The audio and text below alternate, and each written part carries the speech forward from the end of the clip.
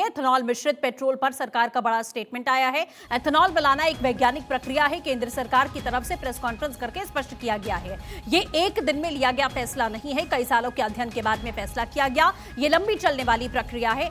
Ethanol blending रातों रात नहीं हुई है, ये केंद्र सरकार की तरफ से साफ तौर पर कहा गया। अदिति हमारे साथ लगातार बनी हुई है। अदिति, सरकार की तरफ से प्रेस कॉन्फ्रेंस करके साफ स्पष्ट किया गया है, जानकारी दी गई है कि अफवाहों पर ध्यान ना दीजिए, बल्कि लंबी और साइंटिफिक प्रक्रिया है एथेनॉल का मिश्रण करना।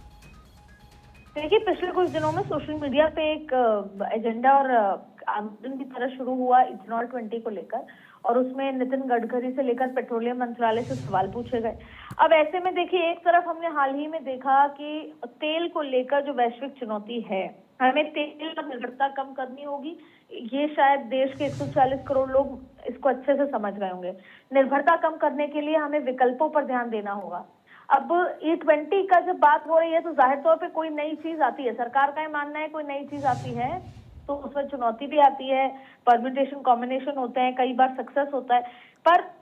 पर सवाल यह है कि इथेनॉल कोई ऐसे ही किए जाने वाला प्रयोग नहीं है। इथेनॉल ब्लेंडिंग एक वैश्विक रूप से स्वीकृत ग्लोबली एक्सेप्टेड प्रथा है और सिर्फ भारत तक सीमित प्रयोग भी नहीं है, दुनिया भर में अपनाए जाने वाली एक तकनीक है।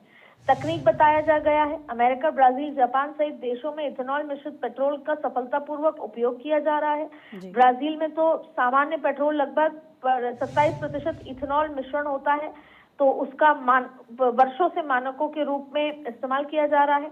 और साथ में सरकार का ये कहना है कि E20 कार्यक्रम, जैसा आपने बताया, वैज्ञानिक रूप से प्रमाणित, साइंटिफिकली वैलिडेटेड, और इससे कच्चे तेल की आयात में कमी आएगी, विदेशी मुद्रा की बचत होगी, जिसके चलते आपने देखा गोल्ड और तमाम चीजों पर डॉलर पे रुपए के गिरने पर सवाल उठता है। और सबसे बड़ी बात है कार्बन एमिशन, जो पेट्रोल से डीजल से होता है, उस पर कमी आएगी, जो कि वैश्विक चुनौती है। इसीलिए ऑयल का विकल्प खोजना भी है।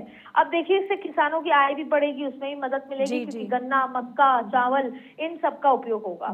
तो ऐसे में कुल मिलाकर केंद्र सरकार ने स्पष्ट किया कि एथेनॉल ब्लेंडिंग भारत के लिए कोई नया प्रयोग नहीं, बल्कि अमेरिका, ब्राजील, जापान सहित अन्य सफलतापूर्वक देशों में सफलतापूर्वक तरीके से वैश्विक व्यवस्था में लागू किया गया है। जी बिल्कुल, बहुत शुक्रिया अदिति तमाम अपडेट्स के लिए।